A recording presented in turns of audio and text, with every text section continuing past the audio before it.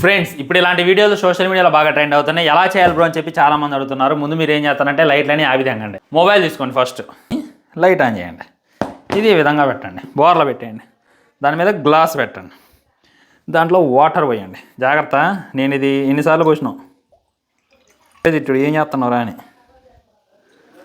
ఓకేనా. పసుపు అంటారు దీన్ని, తీసుకోండి. ఇది అడ్డుంది, ఒక నిమిషం. యా బిస్మిల్లా.